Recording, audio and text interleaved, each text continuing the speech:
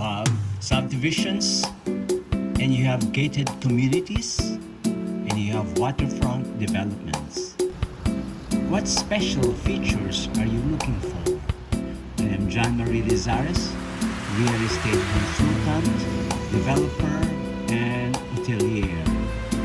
Easiest way to start talking about a subdivision is from the outside. Great trees at the front to limit the noise from the highway. We need the perimeter fence at the front and at the sides. Of course, nothing will stop the developer from making the highway front attractive with flowers of various colors.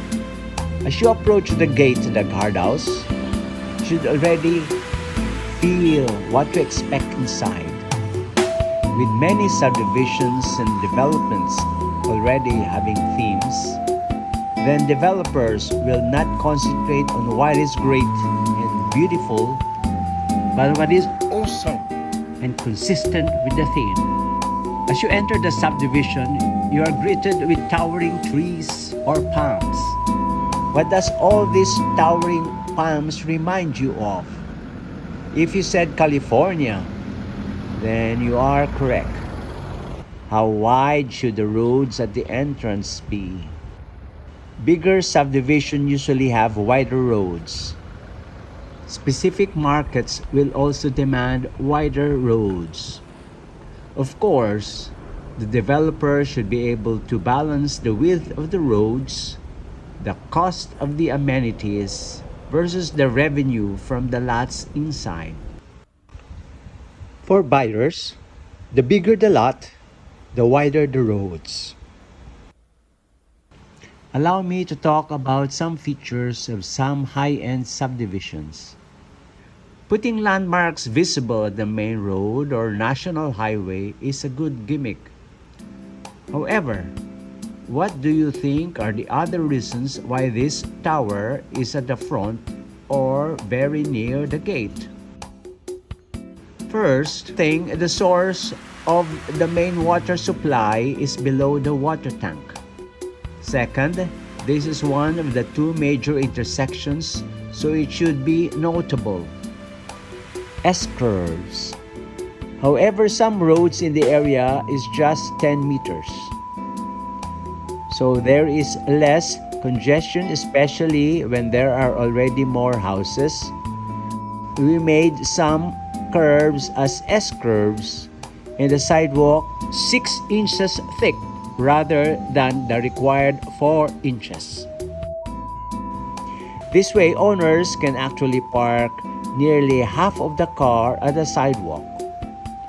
So even there is one car parked, the road is still two-way. And even there are 2 cars parked, you would still have a one-way road. Cul-de-sac. Cul-de-sac living brings about quiet life. People do not pass through these roads to go somewhere. You go to these roads if you are visiting one of the houses in the area. So the area is generally quiet and more private. For the cul-de-sac to be maximized, the properties around the cul-de-sac should be around 250 square meters or more.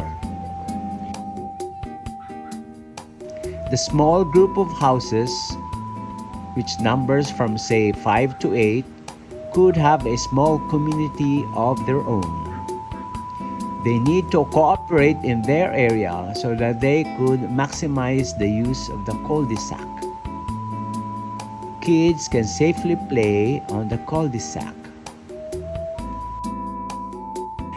You could not maximize the cul-de-sac with a minimum diameter of 21 meters, including sidewalk and planting strip, if you would be cutting your lots into 150 square meters or less.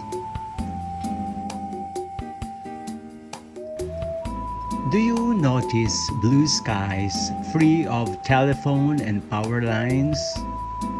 Subdivisions with underground electrical distribution systems are more expensive to construct. Of course, you will enjoy the views when your sights are not hampered. But what are the other concerns for the underground electrical distribution system? Is it all worth it?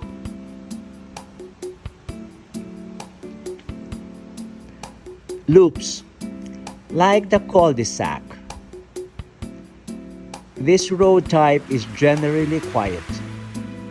People do not pass through these roads to go somewhere else. One advantage of the loops versus the cul-de-sac in this development is that you have two sides parking during big parties. You could have a temporary one-way road. However, since it is a loop, you could assign the specific direction and it could still be an operating road for the evening. Best of course if there's a person controlling the traffic at the start of the loop. There should be ample temporary signs also showing the no entry and one-way roads. Winding roads. When people move along the winding road, they tend to move slower because they like two things: control and visibility. People tend to focus on the turns and curves, so they move slower. The disadvantage of the cul-de-sac and winding road is that you need more engineering work in relocating the points of the winding curve. There will be tendencies of error. Redoing the relocation and the roads and sidewalks will be costly. Wide roads. The main roads are 16 meters, followed by 12 meters. This allows for parking at the sides without affecting the flow of vehicles on a regular day. Among the highlights in the high-end features and amenities, this would include, among many, great-looking clubhouse, landscape parks, infinity pools, and if you are going for world-class attraction, you should have great views from a waterfront or a mountaintop development. Do you feel other features should be added? Let me know. This is John Marie Lizares, real estate consultant, developer, and hotelier. Thank you.